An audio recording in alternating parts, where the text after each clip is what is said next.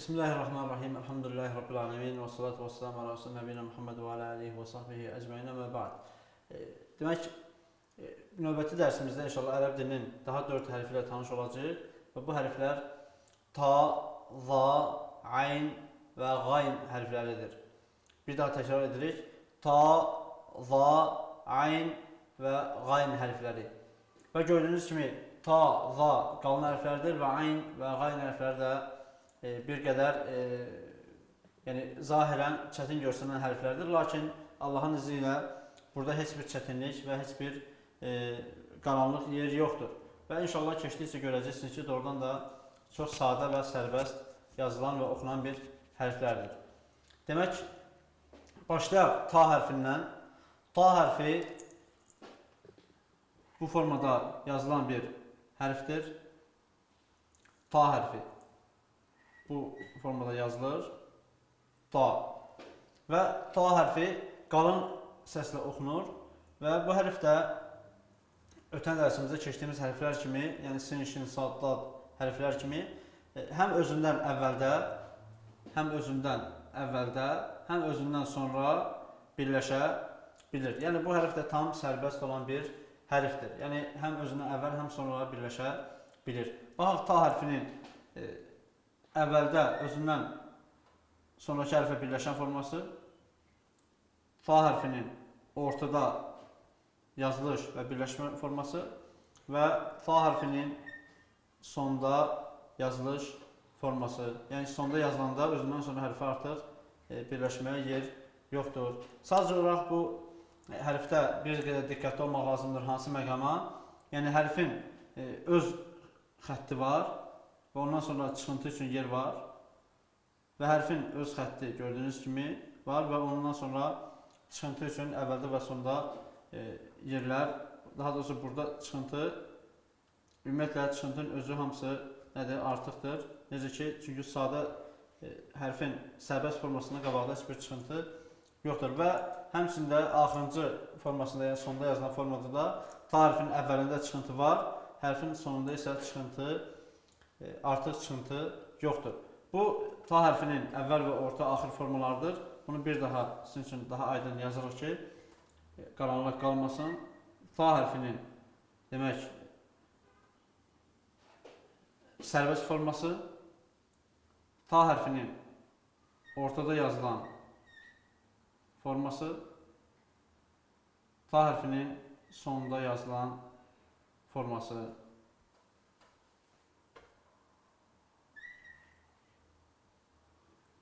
Və bu hərfdə gördüyünüz kimi çox sadə bir hərfdir. Sadəcə yazarkən ta hərfini diqqətli olun ki, daha rahat olsun sizə.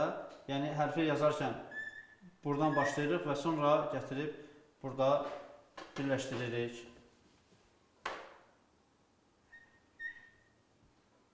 Bu da ta hərfidir. Və ikinci hərf bugünkü dərsimizdə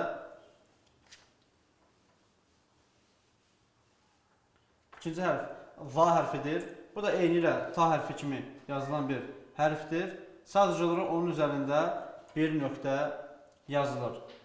Va hərfi həm özündən əvvəldə, həm özündən sonra da başqa hərflərlə birləşə bilir və va hərfinin əvvəldə yazılan formasında belə bir çıxıntı var, özündən sonra birləşmək üçün.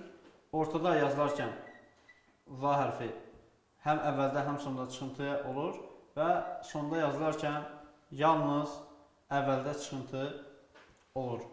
Və bu da va hərfinin əvvəl, orta və sonda yazılan formalardır. Və ta və za hərfləri qalan hərflərdir. Ta hərfi t səsi ilə səslənir, lakin qalın t kimi, t yox, ta kimi. Məsələn, ta, hə, Quranda belə bir surə var. Ta-hə surəsi. Ta, hə, məsələn. Və ya məsələn, za hərfi, məsələn, zülm sözündə ərəb dilində zulmun, zalimun. Bu kimi z səsi var hərfin əvvəlində. Lakin bu z bizim dilimizdəki z kimi deyil. Bu z daha qalın səslə oxunan z-dır və ərəb dilində bu z kimi tələffüz edilir. Bu, inşallah, qarşıda hərəkələri öyrənərkən daha aydın bizə görsənəcəkdir. Və üçüncü hərfimiz bugünkü dərsimizdə ayn hərfidir. Ayn hərfi ərəb dilində bir çoxlarının tələffüz edə bilmədiyi və ya çətinlik çəkdiyi və ya qorxub ehtiyat etdiyi bir hərfdir. Və bu hərf boğaz hərflərindəndir. Ayn hərfi boğazdan deyilir. Yəni a. Əgər biz ayn hərfini ə, i, u hərəkələri ilə oxusaq, ə, i, u hərəkələri oxusaq, onda ayn hərfini u olarkən u, yəni hər iki u-nu da aynin yanına çəkib qalın boğazdan səsləndirir. U, məsələn, i və ya ə. Yəni bu hərf gördüyünüz kimi digər hərflərdən fərqli olaraq belə tələffüz olunur və təbii ki, bunun da, bu hərfin də belə tələffüz olmasında dildə öz yeri vardır. Niyə görə? Çünki bu elə sözlər vardır ki, onu biz adicə ə kimi tələffüz etsək, bu bizim üçün yetərli olmaz və biz artıq həmin səhvlə Quran ayələrini və ya ərəb sözlərinin mənasını dəyişmiş olaraq. Ona görə bu hərfin də tələffüzünə diqqət yetirmək zəruri sayılır. Və baxaq ayn hərfinin yazılış formalarına. Bu hərfin sərbəst forması budur. Yəni bu halda sərbəst yazılır. Əvvəldə yazılarkən hərfin deyək ki, qarın hissəsi silinir, yalnız çıxıntısı qalır. Ortada yazılarkən hər iki tərəfdən çıxıntı verilir. Yəni bu formada yazılır. Bu formada qalxır və gördüyünüz kimi bu formada yazılır. Sadəcə bir şey nəzərinə çatdım ki, bu formada görürsünüz, burada x hərfi var. Bu ayn hərfidir, bu x hərfidir. Burada səhv salmayın. Ayn hərfində görürsünüz, hər iki tərəfdən birləşib. Baxın, gəlirik belə, bax, bu cür. Hər iki tərəfdən birləşib. Amma cim, hə, xədə isə ortada yazılarkən bu hərfdə bu hissə gördüyünüz kimi açıq qalır. Aydındır? Yəni bu hərflər sizi çaşdırmasın. Quran oxuyarkən bəzən görürsən oxuyanlar təzə öyrənənlər bunu səhv salırlar. Bu ayn hərfidir. Bu sərbəstdir. Bu əvvəldə, ayn hərfi sonra ortada, daha sonra ayn hərfi axırda yazılan formada. Bu ayn hərfinin sərbəst, əvvəl, orta və axır formalardır. Hansı ki, baxın, şəkildə də bu açıq-aydın göstərilir. Ayn hərfi sərbəst formada, əvvəldə qırmızı fonla fərqləndirilib çıxıntı, ortada və axırda ayn hərfinin yazılış formaları və daha sonra digər bir hərf, dördüncü hərf bizə bugünkü dərsimizdə lazım olan hərf qayn hərfidir. Qayn hərfi ayn hərfi ilə eyni formada yazılır.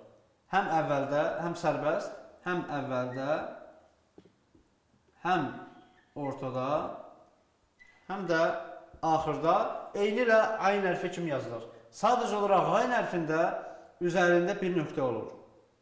Və bu nöqtə ayni qayn hərfindən fərqləndirir.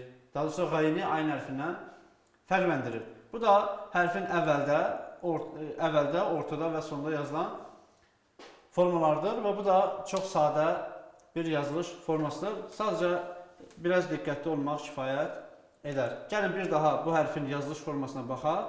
Demək, ayn hərfi gördüyünüz kimi baş tərəfdən başlayırıq və hərfi yazırıq. Hərfin alt qarın hissəsi biraz daha böyük formada götürülür və təbii ki, bu şeylər hamısı xəttatlıq, yəni ərəblərin xəttatlıq yazılış formalarına aiddir. Lakin biz fayda üçün bunları da qeyd edə bilərik ki, hərflərin yazılış forması hardan başlayır. Həmçinin hərfin əvvəldəki yazılış forması bu cür gəlir, ortada yazılış forması bu cür gəlir və axırda yazılış forması isə bu cür yazılır. Və bu da hərflərin həm ayn, həm də qayn hərfləri üçün olan yazılış formasıdır. Və bu da bu qədər sadə bir hərflərdir. Sadəcə hərflərin tələffüzündə bir qədər diqqətli olmaq gərəkir. Yəni, ta hərfi qalın deyilir, ta kimi deyilir, za hərfi za kimi deyilir, ayn hərfi ə kimi deyilir, qayn hərfi isə ğı kimi deyilir. Yəni ta hərfi bizim dilimizdə desək, ta hərfi t'dır, za hərfi z'dır, ayn hərfi a'dır. Lakin bizim a'lardan fərqi var deyilişdə və g'ayn hərfi də bizim dildə olan g hərfidir. Hansı ki, təbii ki, onların məxrəcində bizim dildən bir qədər, bir balaca fərqi vardır. Və bu hərflər də dediyimiz kimi bu qədər sadədir və inşallah hərəkələri öyrənərkən hərflərin a, i, u və ya za, zi, zu, ta, ti, tu, qa, qi, qu formalarını inşallah özünüz görəcəksiniz ki, nə qədər başqa hərflərdən fərqlənir. Və ümumi olaraq yenə xatırladır ki, hərflərdə heç bir çaşqınlığa yol verməyə ehtiyac yoxdur. Necə ki, keçən dərslərimizdə dedik. Ta hərfi Quran-Kərimdə hər hansı bir yerdə gələrsə, bu formada yazılacaq, ya əvvəlində çıxıntı olub, bu formada yazılacaq.